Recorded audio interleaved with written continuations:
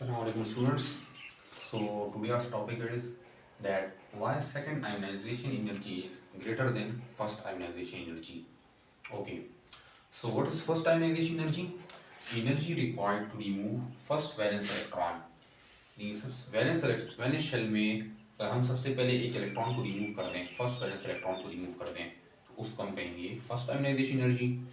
Then what is second ionization energy? Energy required to remove second valence electron. ये energy order है, यानी first ionization energy सबसे कम होती है, उसके बाद सेकंड आयोनाइजेशन से ज़्यादा होती है, उसके बाद थर्ड और सो ऑन.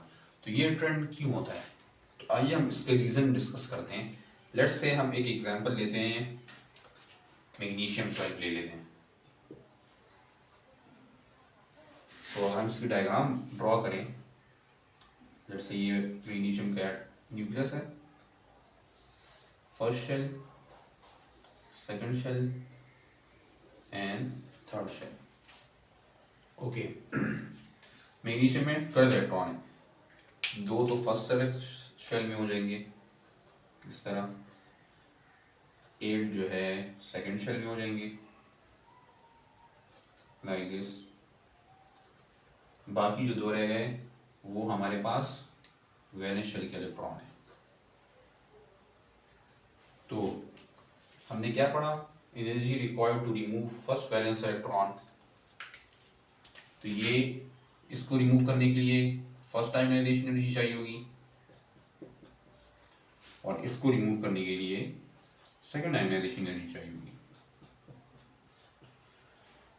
हम डिस्कस करते हैं ये एनर्जी ऑर्डर क्यों है. जिस तरह मैग्नीशियम का एटॉमिक नंबर क्या है? 12 है. तो मैग्नीशियम में जो है हमारे पास 12 प्रोटॉन है जिन पर पॉजिटिव चार्ज है, और 12 इलेक्ट्रॉन है जिन पर नेगेटिव चार्ज है. तो एज अ होल जो मैग्नीशियम है वो क्या है? न्यूट्रल है, क्योंकि पॉजिटिव और नेगेटिव क्या कर रहे हैं? एक दूसरे को कैंसिल कर रहे हैं. अब हम क्या करते हैं? लेट्स से हम जो है इस इलेक्ट्रॉन को एनर्जी प्रोवाइड करते हैं और रिमूव कर लेते हैं बाहर. इस इलेक्ट्रॉन को बाहर रिमूव कर लेते हैं, फर्स्ट इलेक्ट्रॉन को. तो ये क्या हो जाएगी? फर्स्ट आयोनाइजेशन एनर्जी हो जाएगी. तो इससे क्या होगा? मैग्नीशियम तो न्यूट्रल नहीं रहेगा, मैग्नीशियम पर फिर क्या चेंज आएंगे? प्रोटॉन्स की तादाद वही रहेगी, 12 प्रोटॉन रहेंगे, इलेक्ट्रॉन एक कम हो जाएगा, 11 इलेक्ट्रॉन रह जाएंगे. अगर हम यहाँ पर देखिए, न्यूट्रल बैलेंस तो डिस्टर्ब हो गया.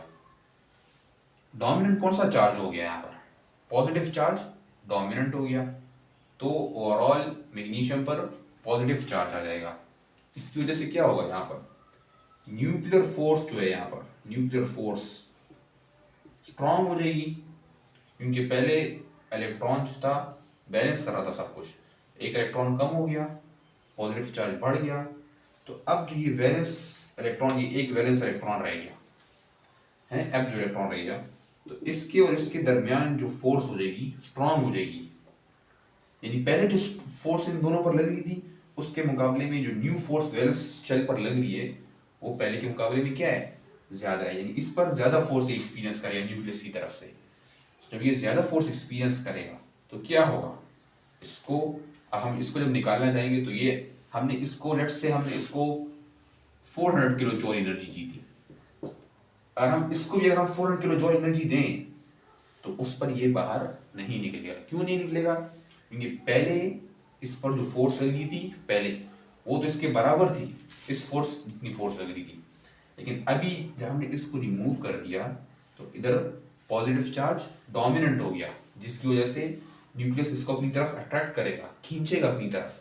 तो इस वजह से अब इसको जो न्यू फोर्स, इस पर न्यू फोर्स आ जाएगी, ज्यादा फोर्स लग रही होगी. तो इसलिए हम इसको 400 से ज्यादा एनर्जी प्रोवाइड करेंगे. लेट्स से हम कह सकते हैं हम इसको 700 किलो जूल एनर्जी प्रोवाइड करेंगे. ये ऐसी एग्जांपल की बात कर, एग्जांपल के तौर पर ये वैल्यूज लिया. तो that's why second ionization energy first ionization energy से ज्यादा होती है. ओके. इसी तरह अगर हम फर्दर जाएं, थर्ड, अब second ionization energy, third ionization energy होती है, फिर फोर्थ होती है, फिफ्थ होती है, उन सब में यही कॉन्सेप्ट चल रहा होता है. आई होप सो आपको क्लियर हो चुका होगा। अल्लाह हाफिज़।